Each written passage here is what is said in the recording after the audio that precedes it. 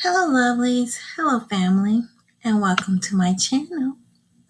I wanted to do another video. I told you, I think I mentioned this article before, and I finally got around to it. I found it in The Guardian. It was published on January the 18th on the 22nd of 2018, and it was written by Angela Saini, and I thought this was an interesting article. I wanted to talk about eugenics in science. I've been doing quite a few videos about the DNA, the research that's been found on the American Aborigines, the AKA African Americans, and finding that through our DNA, through the Y chromosome, that we're actually ancient. Is showing that we actually been here for over 338,000 years and goes way back and shows our indigenous roots and everything. But I also was showing you how even though this wonderful find in DNA has been found by scientists and researchers, eugenics is still a real big problem because it try to overshadows what is actually truth. It's taking like the fake rhetoric or pseudoscience, which is not real science, based on opinions and trying to make it be a part of research. And so they can keep the narrative going of race supremacy. So, and I also showed you in that other video, I believe it is I can't remember the name of the video, but it's a video with me next to a picture of the DNA strands. It has an X chromosome and a Y chromosome right next to each other. But anyhow, and when I was reading the article, it was from NBC News, and they mentioned the Neanderthals and trying to place them as being a part of the African American, aka American Aborigines research of being ancient here in the Americas. So I just found this article because I found it fascinating because it's actually calling out the racism and racist tactics that a lot of researchers and scientists have used for centuries. And that's how they cover up our history and our indigenous roots and stuff by passing these, doing these types of research in these scholarly journal articles and publishing them. And as facts, they publish them as if they were facts, and in actuality, they're not facts. It's solely based on speculation and opinions of a certain biased group to put gray Caucasians in the limelight. But I'm happy to see this article because I feel like the younger generation are being more proactive, which I appreciate it. They're multicultural. It's not, people, all different ethnic groups up here protesting against this particular scientist that's trying to keep grade supremacy alive through eugenics in science. But anyway, let's read this article. It says here, racism is creeping back into mainstream science. We have to stop it. And I agree 100% with this author. I agree. It says, scientific eugenics is on the rise and grabbing a foothold in respected journals. The claim that these theories are a credible part of a general discussion should worry us all. I agree. We should be concerned about that because that's how they kept this rhetoric going for centuries. And it really does need to come to an end.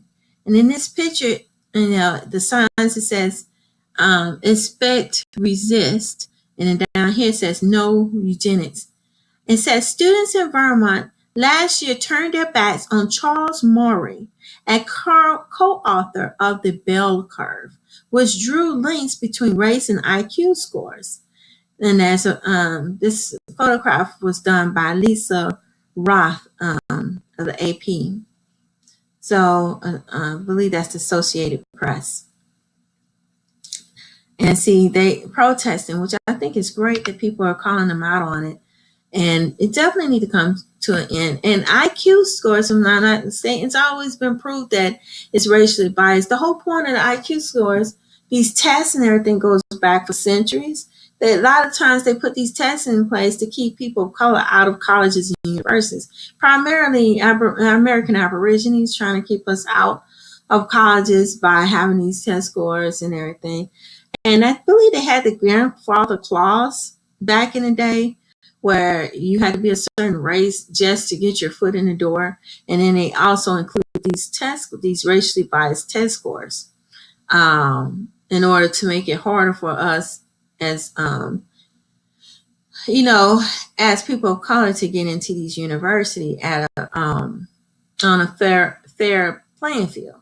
It's always been used to keep Great Caucasian, in the front line, even though it's been proven that it's slanted towards Great Caucasian, and this should definitely change. And it says, in the fallout from Toby Young resignation from the Office for Students this month, it emerged that the University College London has been unwittingly hosting an annual conference attended by race scientists and eugenicists for the past few years. This might have come as a shock to many people, but it is only the latest installment of the rise of scientific racism within academia. I am not surprised. I'm really not surprised about this. It says researchers with extreme views on race number relatively low, but having languished on the margins of their fields for many years, they are now managing to push their ideas into the mainstream, including into respectable scientific journals. And exactly, I agree, because I caught an article, I believe it was by a professor at Harvard University. She's supposed to be over African American studies, but she was brainwashing the history of the civil rights movement and brainwashing Jim Crow. And according to her writings, she was making it look like Mexicans and Great Caucasians suffered from the Jim Crow laws as well. And see, that's what we're talking about, the brainwashing of history, and with that Harvard study. It's on my channel. Y'all might want to check it out. It's a video about how they're trying to brainwash the civil rights movement, trying to brainwash the Jim Crow law and scholarly journal articles. And this is where they start, with these scholarly journal articles. And that's why it's very important, we as American Aborigines, to read up on these scientific journals and see what they're publishing and calling them out on every chance we get. And it's important that we start our own scholarly journal articles as well, so we can keep the truth going and have things written as factual as opposed to opinions, because these tactics are outdated and long overdue. It needs to be changed. It doesn't belong in here. And I just gave y'all some examples of how they're trying to graywash, the science community, and trying to bring eugenics back because they want to keep this narrative going. But their reign is up, and it's time for it to come to an end. And it says, over the past year, I have been investigating the tight, well-connected camp of people who nowadays call themselves race realists, reflecting their views that the scientific evidence is on their side. They work in routinely published Mankind Quarterly, a marginal journal operating since the 1960s, which is founded by a group of scientists disgruntled with the fact that mainstream journals are unwilling to publish their controversial ideas. Yeah, the idea is that great Caucasoids are much better than any other race in supreme, and then to downplay everybody else. and in never having a equal playing field, you know? And, with him with the test scores, of course, making it harder for everybody else to go to college, to get more education by putting these standards in place to make sure, barriers in place to make sure it's harder for, anyone to have anyone of color, especially American Aborigines, equal footing as the Great Caucasian. That was by design. And it says here, I want to show, this is a picture of one of the scientists, racist scientists that they were talking about. Yale psychologist John Barr, politician, wants us to be fearful. They're manipulating us for their own interests, and I agree. I gotta read this one. I'm not sure if this is the same, but I guess they got more information on this. And it says here, what gets me is, aren't these people supposed to get ready for retirement? That's a long time. They've been around since the 1960s. I mean, okay, they've been around since the 1960s. Isn't it time for retirement? They said some of these people have been writing since 1960s, 70s, 80s, 90s, 2000, 2010, and going on 20. That's almost 70 years. Oh my gosh. Anyways, these particulars, they need to sit down.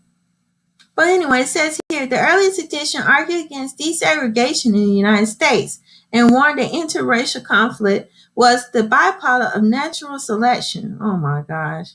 Really? Many of these writers became source of notorious 1994, The Bell Curve, by Richard Herrnstein and Charles Murray, which drew lines between race and IQ. More recent contributors to the journal include Jared Taylor, founder of the Gray Nationalist magazine, American Renaissance. Okay. Wow. And they just don't stop, do they? Mankind Quarterly editor-in-chief Gerhard Meisenberg told me last month that there were likely to be biological differences in intelligence between racial groups, which he believed would eventually be discovered by genetics. Okay, what he said? Biological difference in intelligence, really? Okay, all this misnomers and fake information. This is ridiculous. He referred to low IQ countries include Pakistan. Meisenberg, a professor at the Ross University School of Medicine based on Dominica, says the question of whether there are genetic ability differences between people in different cultures is perhaps the most fundamental question in development economics. Yes, it's dealing with economics, not intelligence. It has nothing to do with it. It's crazy. It says views such as these, unsupported by evidence, exactly, I agree with that, no evidence, just opinion, speculation, generally receive little or no attention from within everyday scientific community. What is worrying, though, is that such people as Meisenberg and Mankind Quarterly Assistant Editor Richard Lynn has managed to penetrate more mainstream scientific circles. Well, then, once these people get published in these scientific circles and these fake journals, then they need to be discredited. Because any journal is publishing fake research and biased research, then they don't need to be published, or people should not be supportive of these journals. They should be called out too. If they realize that people are not going to read their studies and consider it another form of Wikipedia or some sort of publication that's not considered to be thorough, why support that particular publication? And it says here, both Meisenberg and Lynn also served on the editorial board of Intelligence, a psychology journal also published by Elviezer.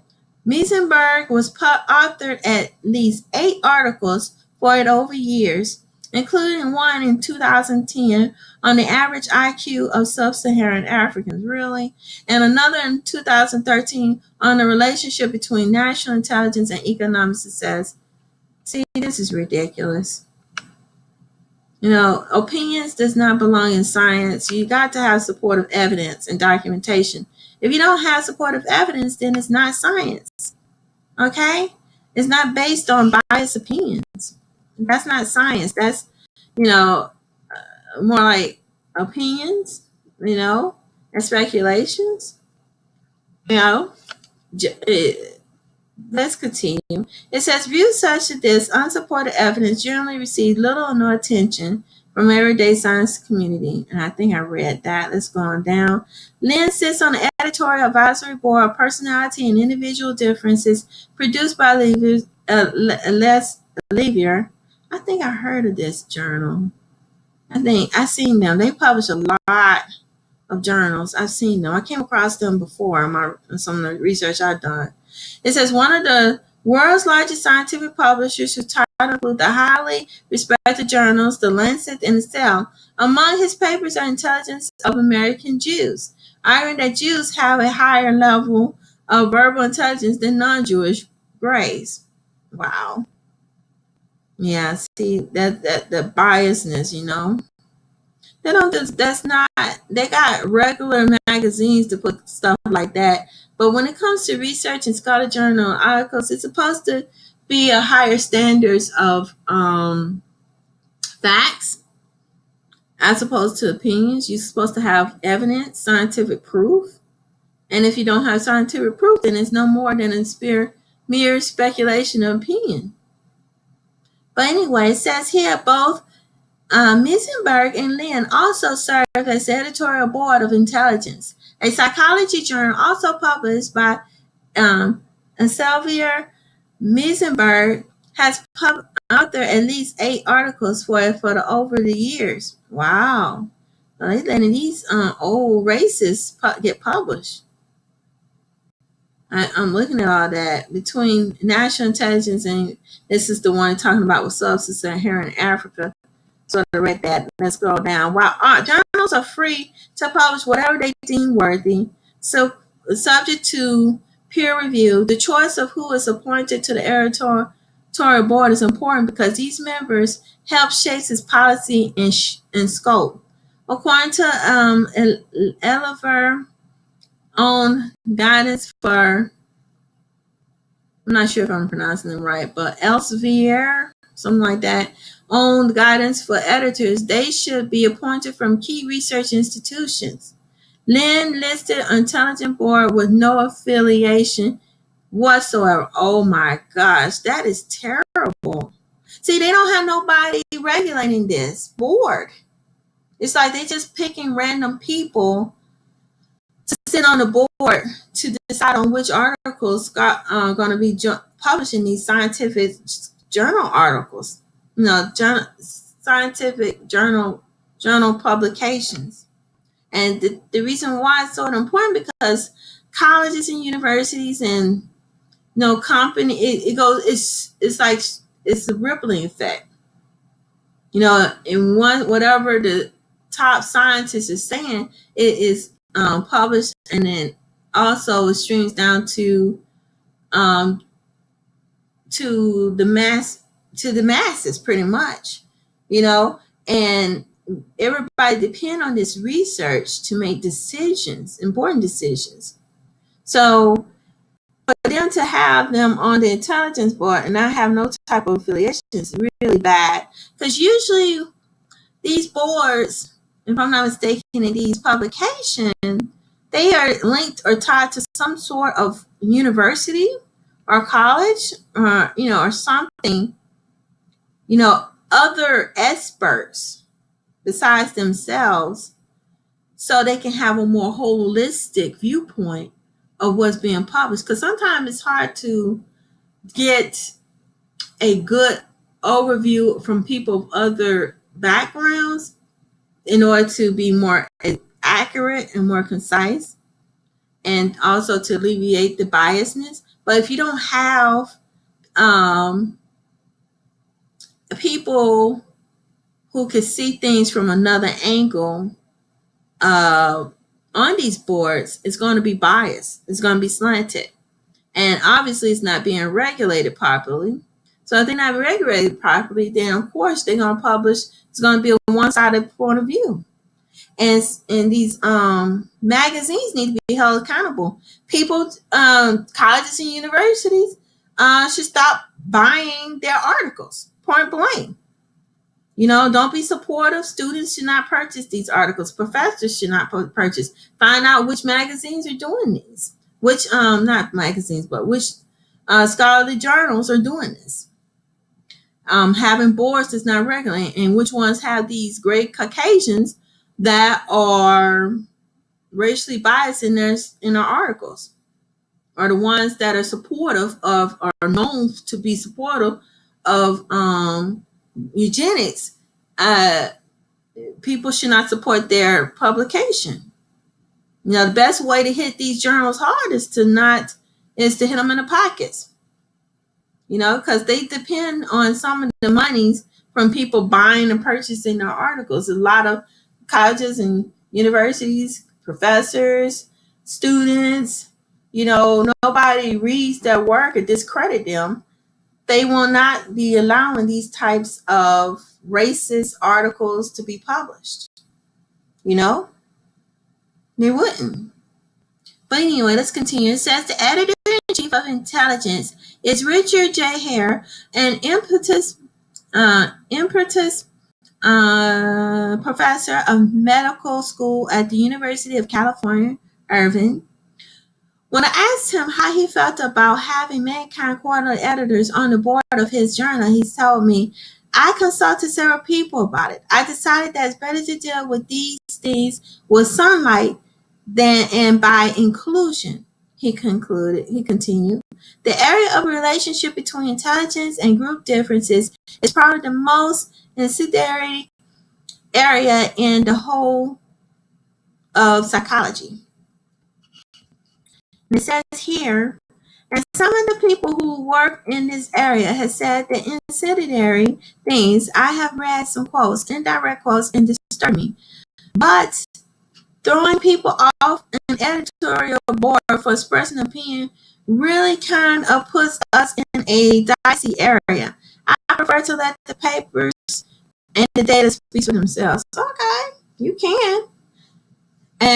But like I said, if they should have more, of course, if you have only a certain group of people in it, because everybody knows that gray Caucasoids tend to stick together in their decision making. They be on code.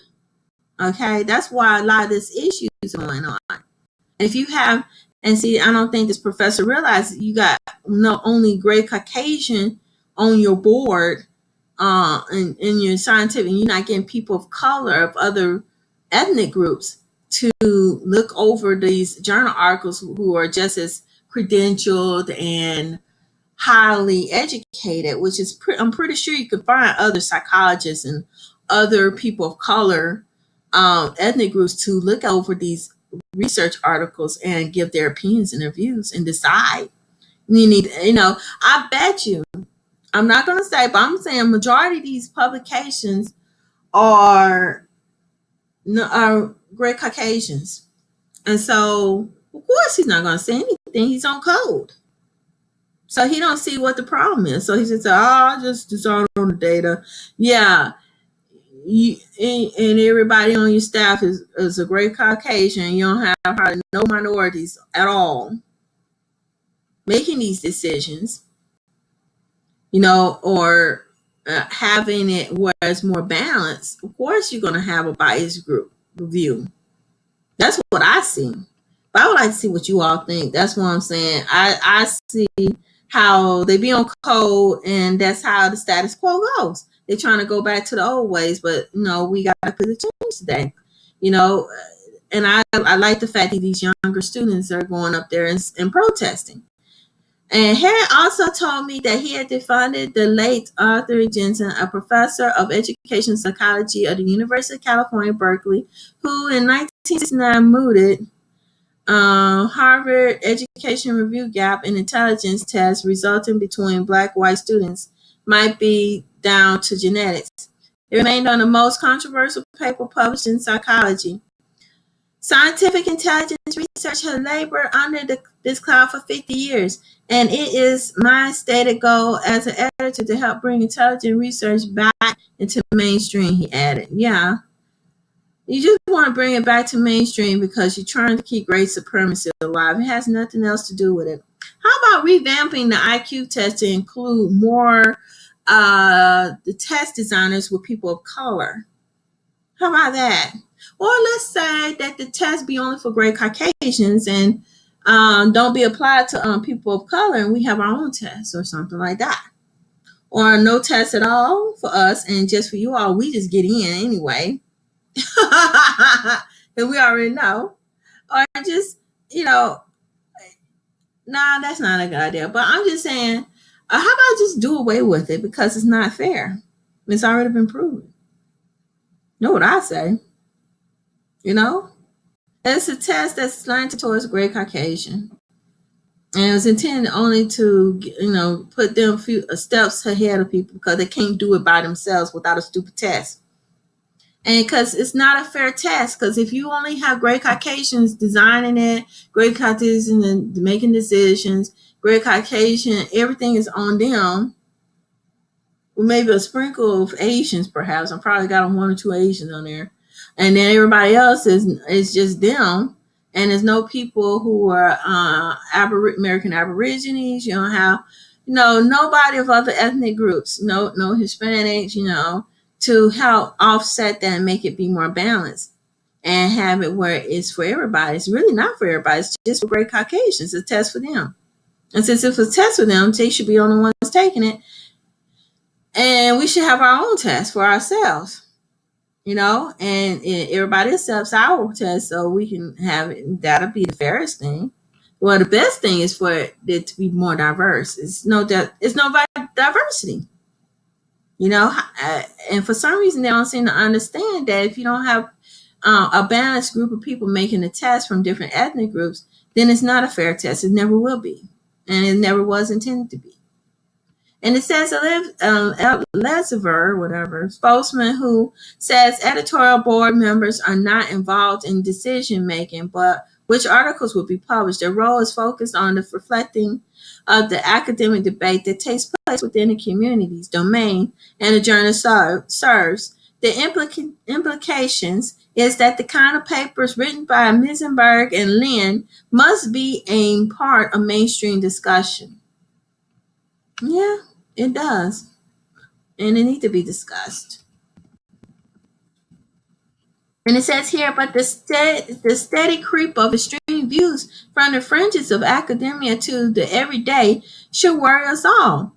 Academic freedom, and I agree 100% with that. Academic freedom is an honoring idea and one that's worth defending. I agree. Because we trust that the system works through careful checks and peer reviews. Only the most reliable, well-evidenced ideas and most trustworthy researchers should pass through.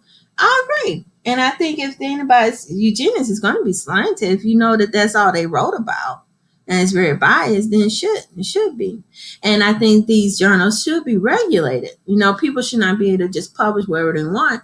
It should be regulated. And I think, too, a lot of these scientific journal publications should include people of color. And I don't, because a lot of times when I see these journals, I don't see too many people of color in there. It's a majority gray Caucasians.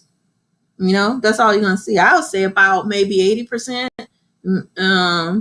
a gray Caucasian, maybe 10% Asian.